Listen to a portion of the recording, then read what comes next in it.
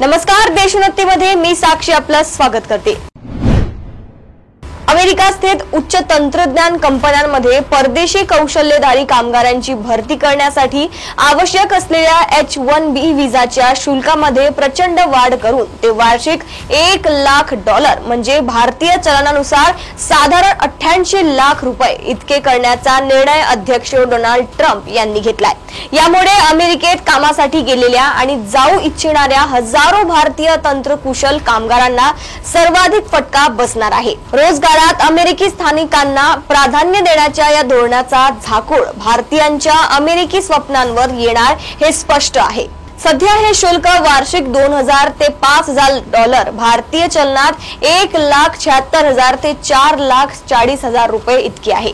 H-1B व्हिसावर खरोखर उच्च कुशल लोकच अमेरिकेत यावेत आणि या व्यतिरिक्त मोठ्या संख्येने इतरांनी येऊन अमेरिकी नागरिकांच्या नोकऱ्या हिरावून घेऊ नयेत हा या निर्णयामागील हेतू असल्याचे ट्रम्प प्रशासनाकडून सांगण्यात आले। H-1B व्हिसाचा गैरवापर होत असून त्यामुळे राष्ट्रीय सुरक्षेला धोका निर्माण झाल्याचा दावा ट्रम्प यांनी अध्यादेशावर स्वाक्षरी करताना केला। लागू होणाऱ्या या निर्णयामुळे भारतातील माहिती तंत्रज्ञान क्षेत्राकडून चिंता व्यक्त केली जात आहे।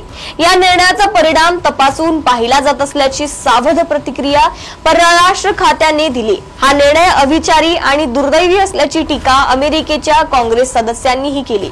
या शुल्कवाढीमुळे जसे भारतीय कर्मचाऱ्यांचे नुकसान होणार आहे तसेच ते कुशल कर्मचाऱ्यांच्या शोधात असलेल्या अमेरिकी कंपन्यांचेही होणार असल्याची भीती त्यांनी व्यक्त केली। H-1B व्हिसा अंतर्गत अमेरिकी कंपन्या परदेशी नागरिकांना विशिष्ट कौशल्य, तांत्रिक ज्ञान किंवा व्यावसायिक पात्रता असलेल्या नोकऱ्यांसाठी कामावर घेऊ शकतात।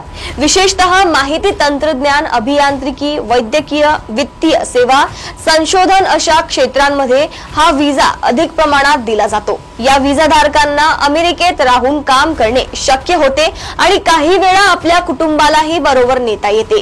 या व्हिसाच्या नियमन आणि अंमलबजावणी US citizenship and immigration services विभागाकडून केली जाते। हा विभाग अमेरिकेच्या होमलँड सिक्युरिटी विभागाअंतर्गत येतो।